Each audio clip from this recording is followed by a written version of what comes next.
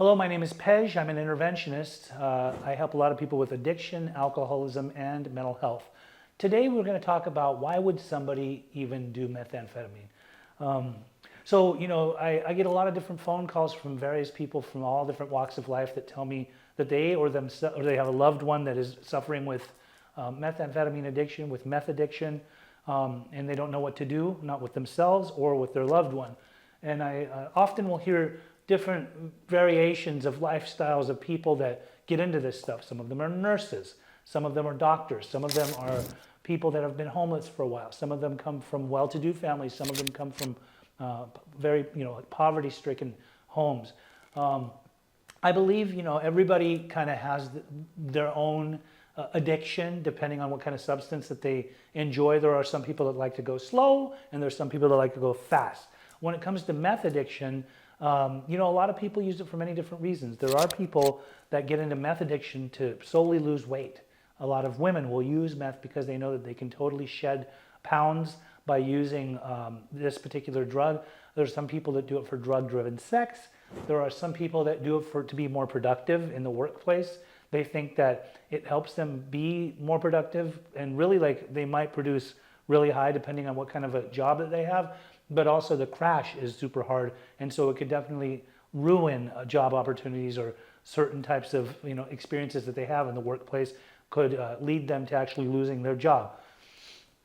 Again, when I say that there's some people that will use drugs that will slow them down, such as opiates, heroin, fentanyl, things like that, as opposed to people that do meth, a lot of people that are doing meth, there could be psychological reasons to why they're doing it, most definitely. That's usually what the case is.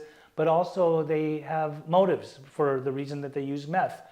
Sometimes opiates don't work well for people. They may not like the feel of it. It might slow them down to the point where they don't see it as something that they can actually go into everyday life doing, because it will be time consuming, or it might take away from their life. People that get into a lot of meth, it might be their demographic, might be the type of people that they're hanging out with. Some people are highly influenced by the certain people that are using it around them. It's very big in the club scene. It's very big in the LGBTQ scene. It is very big in the biker scene. There's a lot of people that work driving jobs, a lot of them that will do, that are hauling things, that are behind the wheel for long hours, maybe in a fleet or certain type of semi-trucks that will do it a lot. There's a lot of people that are tow truck drivers, and then there's people that are actually working in the medical field. There's nurses that will use it because they work long hours, so they become dependent upon it, and sometimes even doctors. Methamphetamine comes in so many different forms. There's some people that will snort it, some people that will smoke it, there's some people that will eat it. It works differently for different people. There are some people that it actually they get convinced that they can perform well on it, and maybe in the beginning they actually can, but over a period of time meth becomes demonic. It will work against you. It can make a person act very evil. It makes you sleep deprived. It can make you malnourished. You can be up for days and days and days. It can make you paranoid. It can put a person in full-blown psychosis, in full flight from reality, where they don't know, they can't differentiate the true from the false, as we say in the recovery community a lot. So when one gets into that phase, it's very hard for them to actually get real with themselves, and then sometimes it's hard for their loved one to be able to get through to them, because they may become combative, argumentative, have issues with anybody that's trying to approach them. They may be in a full-on paranoid state and think that the person that's trying to talk to them might be in on it, because they already feel like they're being watched. There's a lot of paranoia that comes with it, a lot of secretive lifestyles that certain people have already, many different skeletons in their closets. So when they do meth and they seclude themselves, or they're isolating a lot, when they're doing meth, it becomes like their own little so-called safety bubble of, I'm just going to use this stuff, nobody needs to know about me, nobody needs to worry me. And sometimes people that try to help them become a threat to their addiction, to their disease of addiction, to their active using, because that person might be getting in the way of that particular person's lifestyle, or might be a threat to the way that they're living their life. I say a lot of this stuff from experience, because I myself, I'm a former meth user. I first was turned on to it when I was super young. I remember I was 16. We were already doing cocaine. Somebody had us try some meth, and at that young age, I was more into the cocaine. But when I got into meth, it was kind of scary at first. I didn't want to have anything to do with it.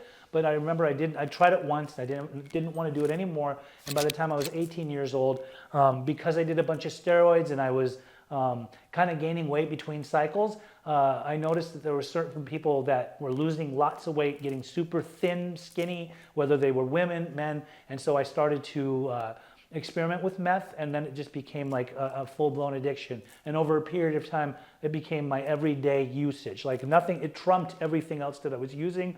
The weed was hardly working anymore. It definitely went hand in hand with alcohol. I could drink better on it and not get totally hammered because the meth kind of overpowered that, but I could also enjoy myself. So I thought with alcohol and meth mixed. But after a while, it just became my everything. And then I stopped when I was 20 some odd years old. I think like 22 years old. I stopped because I realized like I didn't want to be addicted to this particular drug anymore. And then I started again in my mid-20s. And the reason that I started again is because I didn't know about recovery. I had no idea how, like, between the time of being 22 and I think like 26 and getting back into meth again, I was still using all kinds of other substances. Therefore, I was substituting one drug for another, and I didn't know what real sobriety consisted of. By the time I was 35, the meth addiction had been ongoing for at least a good 9 years. From there, and so meth had been a part of my drug using career for a long time. It was also the thing that brought me to my knees.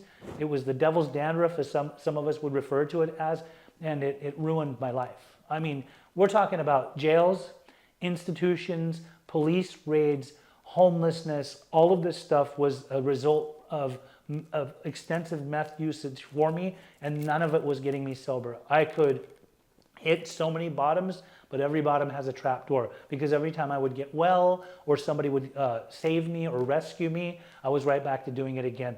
Therefore, I needed real recovery, and by the time I was 35 years old, I got put into a position where it was do or die for me. I needed to get help physically. I was starting to have a lot of heart and palpitating murmurs. This is in my mid-30s. Like, this is what was happening. I felt like I was going to have a heart attack.